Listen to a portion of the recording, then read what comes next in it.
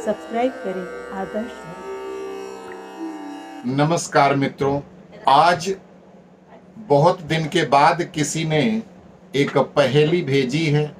आज उस पहेली को उत्तरित करते हैं कि घनी गई थोड़ी रही, घनी गई थोड़ी रही, या में पल पल जाए, एक पलक के कारणे, यूं न कलंक लगाए, यूं न कलंक लगाए।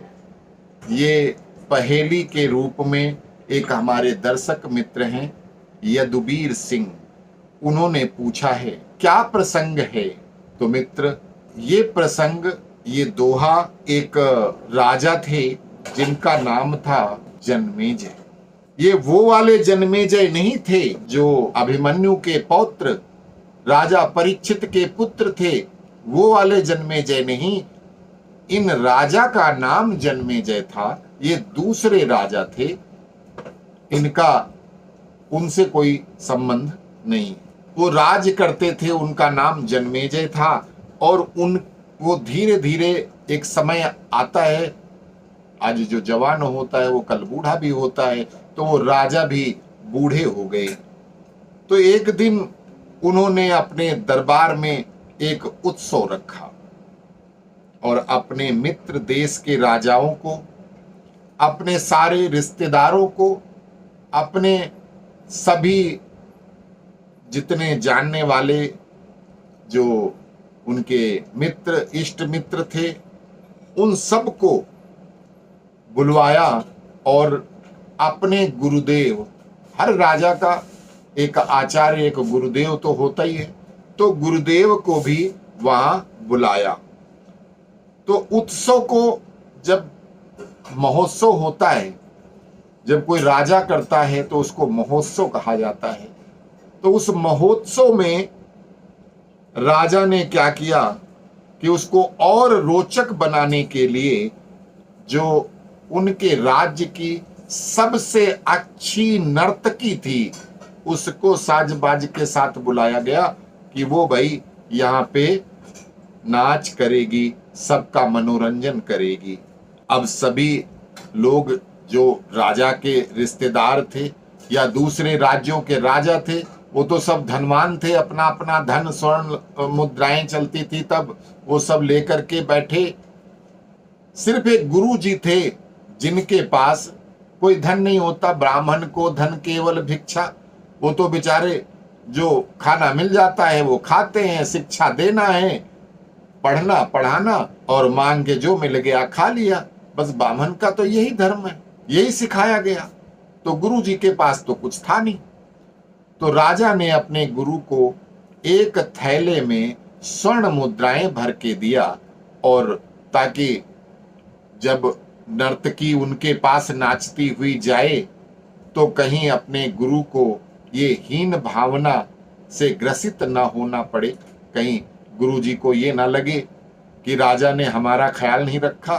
तो एक थैले में थोड़ी सी स्वर्ण मुद्राएं उनको भी दी गई। राजा का बालक भी वहीं बैठे थे, जो युवराज थे वो बैठे थे, उनकी राजकुमारी भी बैठी थी, और भी बहुत सारे दरबारी, पूरा दरबार परिवार सब बैठा था। और नाच चल रहा था तक दिना धिन दिन, और नृत्य बड़ी जोरदार तरीके से चल रहा था। सारी रात नृत्य चलता रहा। ब्रह्म मुहूर्त की बेला आई। ब्रह्म मुहूर्त का मतलब सुबह 4 बजे के आसपास उसको ब्रह्म मुहूर्त कहते हैं। तो ब्रह्म मुहूर्त की बेला आई तो नर्तकी क्या देखती है कि उनका जो तबला बजाने वाला था वो ऊँघ रहा है, ऊँघते ऊँघते तक दिन कर रहा है, तो ताल नहीं बन पा रही है। मित्रों, सुबह का जो समय होता है वही ब्रह्म मुहूर्त जिसको कहते हैं। ब्राह्मणों को ब्रह्म मुहूर्त में उठने का विधान बताया गया है, क्योंकि ब्रह्म मुहूर्त में उठना सबसे कठिन काम है। और खास करके अगर सर्दी का मौसम हो, उस समय कोई कहे 4 बजे उठो, उठ करके अपना दैनिक क्रिया करो और उसके बाद ठंडे पानी में किसी नदी में उतर कर स्नान करो, वो कर्म सिर्फ एक ब्राह्मण ही करता है, इसीलिए उसको ब्रह्म मुहूर्त कहा जाता है। ब्रह्म मुहूर्त देवताओं का समय माना गया है, भगवान विष्णु का समय माना गया है, इसलिए सबसे शुभ समय होता है। लेकिन ब्रह्म मुहूर्त का ऐसा समय है कि भगवान विष्णु का वो समय है, इसलिए विष्णु जी जब चलते हैं तो उनकी माया भी साथ में चलती हैं। जलोदरी मैया आकर के सबको अच्छे से सुला देती हैं। ब्रह्म मुहूर्त में ना के बराबर लोग उठ पाते हैं, नहीं तो सारे सोते हैं। बड़ा बहुत नींद आती है, और अगर खास करके आप रात में जग रहे हैं तो सुबह के टाइम बड़ी मस्त नींद आती है। तो वो जो नर्तकी का तबला वाला था, वो तबले वाला सोने लगा, उसको नींद आने लगी। अब भाई राजा के यहाँ नाच हो रहा है और तबला वाला सो गया तो निश्चित रूप से उसको प्राण दंड ही मिलेगा, क्योंकि पूरा परिवार, पूरे रिश्तेदार देख रहे हैं, इतना बड़ा महोत्सव है और उसमें तबले वाले को इतना असावधानी से काम करना है तो बहुत गलत बात है। तो तबले वाले को सावधान करते हुए वो नर्तकी ने एक दोहा कहा कि घड़ी गई थोड़ी रही। घड़ी मतलब बहुत सारी रात जा चुकी है, घड़ी गई थोड़ी रही, थोड़ी सी बची है। अब भाई 4 बज गए, घंटा भर और तू भैया तबला बजा ले, बस नाच खत्म। अब घड़ी गई थोड़ी रही, या में पल पल जाए। जो थोड़ी सी बची है उसमें भी हर पल पल खत्म होता जा रहा है, और एक पलक के कारण यूं न कलंक लगाए। नर्तकी ने कहा कि एक पलक टाइम बचा है और उसके लिए पलक झपका रहा है। एक पलक लग गई और मेरे नृत्य के ऊपर, तेरे बजाने के ऊपर, संगीत के ऊपर कलंक लग जाएगा। ये उसने दोहे से अपने तबले वाले को सावधान किया। अब इस दोहे को अलग अलग व्यक्तियों ने अलग अलग तरह से समझा। इस दोहे के देखो कितने अर्थ बने, जो आपने आज ये पहेली के रूप में भेजा है। तो मित्र, ये पहेली आप देखो कि तबले वाले ने क्या समझ लिया, कि नर्तकी ने उसको क्या कहा है कि जो नींद में ऊंघते हुए तबला बजा रहे हो, पूरी रात बीत चुकी है, 1-2 घड़ी बची हैं, उसमें तुम एक घड़ी के लिए कलंक लगवा बैठोगे, इसलिए वो अपनी नींद को भगा करके और बड़ा मन लगा के तबला तन तन तनन धिन धिनन करने लगा। भैया तबला अच्छे से बजाने लगा। लेकिन उस दोहे को गुरु महाराज ने सुना, जो राजा के गुरु थे, उन्होंने उस दोहे को सुना और उसका अर्थ अपने आप लगाया। तो जो सोने की मोहर की थैली थी, वो सारी की सारी गुरुजी ने एक ही बार में उस नर्तकी को दे दिया। इसी दोहे को सुन करके जो राजा की बेटी थी, उसने अपना 9 हार निकाला और उस नर्तकी को दे दिया इनाम में। राजा बहुत ही अचंभित हुआ। इतने में देखता है कि जो राज्य के युवराज यानी राजा का जो बड़ा बेटा था, उसने क्या किया, अपना मुकुट उतार कर नर्तकी को दे दिया। सोने का मुकुट ही उतारा और नर्तकी को दे दिया। अब तो राजा के आश्चर्य का ठिकाना नहीं।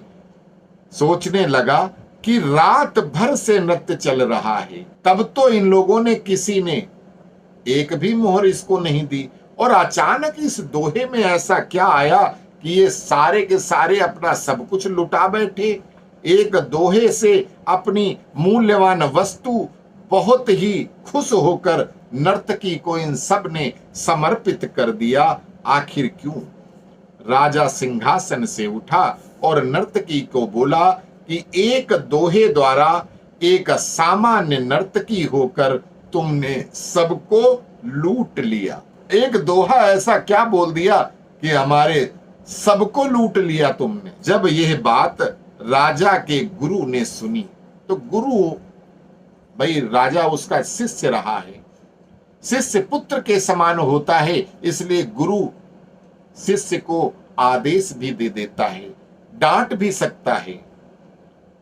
जब ये बात राजा के गुरु ने सुनी तो गुरु के नेत्रों में आंसू आ गए और गुरु जी हाथ जोड़कर कहने लगे कि राजन, इसको नीच नर्तकी मत कहे। हे राजन, इसको नीच नर्तकी मत कहना, ये अब मेरी गुरु बन गई है, इसको तो मैंने अपना गुरु मान लिया है, क्योंकि इसके दोहे ने मेरी आंखें खोल दी हैं। दोहे से ये कह रही है कि मैं सारी उम्र जंगलों में भक्ति करता रहा और आखिरी समय में नर्तकी का मुजरा देखने, अपनी साधना नष्ट करने यहां चला आया हूं। भाई मैं तो चला। ये कहकर गुरुजी तो अपना दंड कमंडल उठाते हैं और जंगल की ओर चल पड़ते हैं। गुरुजी ने कहा कि इस दोहे के द्वारा इसने हमें समझाया है कि तुमने पूरा जीवन जंगल में तपस्या करी है, पठन पाठन किया है, लोगों को जो ब्राह्मण के कर्म थे वो किए।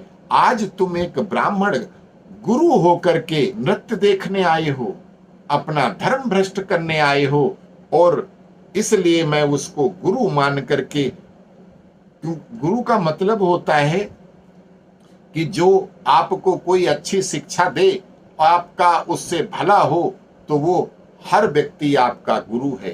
भगवान भी कहते हैं कि हमने अगर किसी से कोई चीज सीखी है तो वो हमारा गुरु हुआ।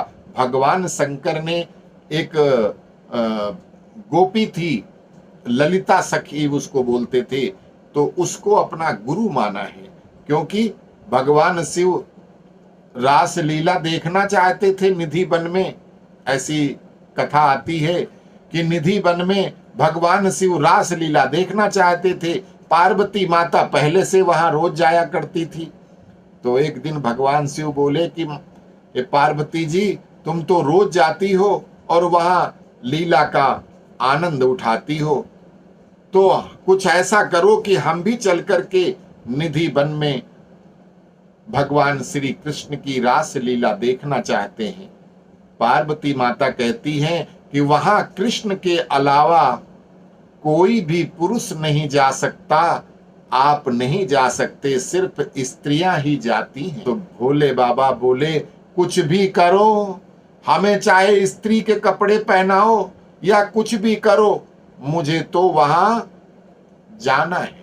तो माता पार्वती के साथ शिव जी जाते हैं। माता पार्वती ललिता सखी को बोलती हैं कि इनको स्त्रियों के कपड़े पहना दो। तो ललिता सखी ने, अब वो तो ठहरे भोलेनाथ, तो उन्होंने कब साड़ी बांधी थी, कब घाघरा चुन्नी पहनी थी, तो जो स्त्रियों के कपड़े हैं वो भोले बाबा को किसने पहनाए थे? ललिता सखी ने सिखाया था कि ऐसे बांधो साड़ी, ऐसे। तो वो फिर भोले बाबा वहां साड़ी में घूंघट निकालकर निधि वन में वो नृत्य देखने गए थे, ये कथा आती है।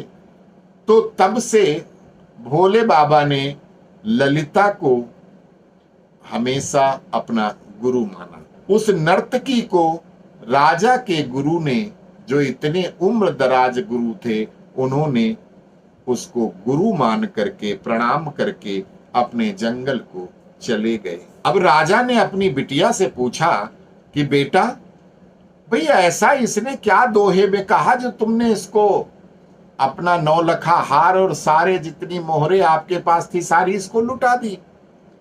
तो राजा की लड़की कहती कि हे पिताजी, मैं जवान हो गई, आप आंखें बंद किए बैठे हैं, पुत्री के प्यार में आपको ये याद नहीं है कि मेरे विवाह की उम्र निकली जा रही है और आपने मेरा विवाह अभी तक नहीं किया है।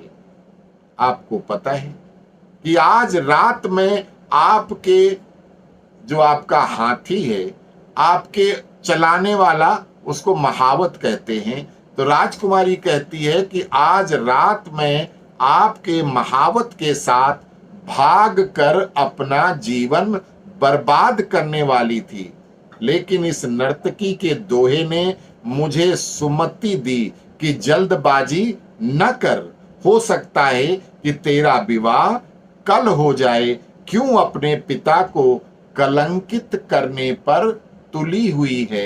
इस दोहे का यह अर्थ है कि जब तुम इतने साल तक रुकी रही तो एक महावत के साथ भाग जाओगी तो आपके पिता कितना कलंकित हो जाएंगे। एक थोड़ा सा और इंतजार कर लो। इस बात से प्रभावित हुई मैं उसको गुरु माना और अपना सब कुछ उसको दे दिया। अब राजा अपने युवराज की तरफ मुड़ता है और कहता है कि युवराज भाई, तुम्हारा क्या था कि तुमने भी अपना मुकुट दे दिया। कभी नर्तकी को मुकुट कोई देता है, तुमने अपना मुकुट ही उसको इनाम में दे दिया।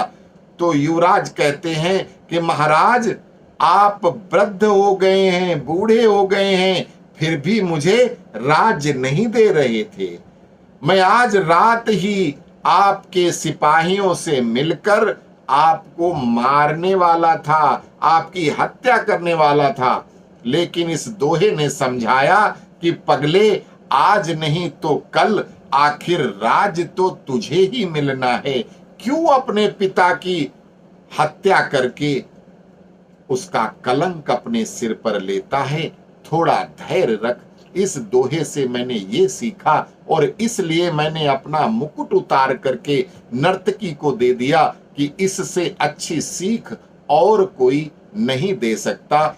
इसलिए आज रात में जो मैं पाप करने वाला था, अपने बाप को मारने वाला था, यानी आपकी हत्या करने वाला था, उससे बच गया। जब ये सब बातें राजा ने सुनी तो राजा को भी आत्मज्ञान हो गया।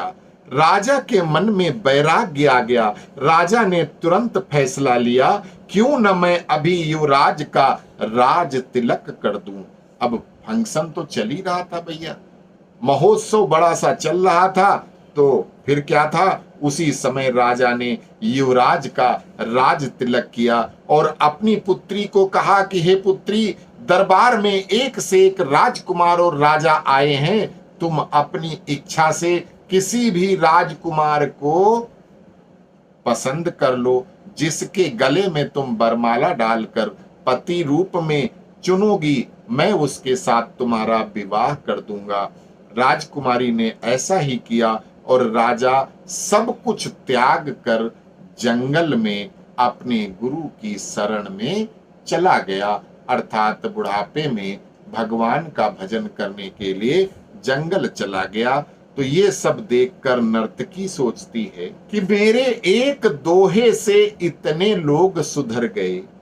गुरुजी नर्तकी का नृत्य देखने बुढ़ापे में आ गए थे, वो छोड़ के चले गए। लड़की जो भागी जा रही थी महावत के साथ, वो सुधर गई। जो लड़का खुद अपने पिता की हत्या करने जा रहा था, वो सुधर गया। और स्वयं राजा वो सब कुछ छोड़ करके वन में रहने के लिए, तपस्या करने के लिए चला गया। तो मैं अपने लिए सोचती है कि मैं क्यों नहीं सुधर पाई। उसी समय नर्तकी में भी वैराग्य आ गया। उसने उसी समय निर्णय लिया कि आज से मैं अपना नृत्य बंद करती हूं। हे प्रभु, मेरे पापों से मुझे क्षमा करना। बस आज से मैं सिर्फ आपके नाम का सुमिरन करूंगी। और वो भी चल दिया एकांत बास जंगल की तरफ, भगवान का नाम लेते हुए, श्रीमन नारायण नारायण नारायण, श्रीमन नारायण नारायण नारायण। तो ये आपकी पहली जो आपका दोहा है, उसके विभिन्न अर्थ जो आपको बताए गए, फिर से रिपीट करते हैं कि घनी गई थोड़ी रही, या में पल पल जाए, एक पलक के कारणे, यूं न कलंक लगाए, यूं न कलंक लगाए। अस्तु। जय श्री राम।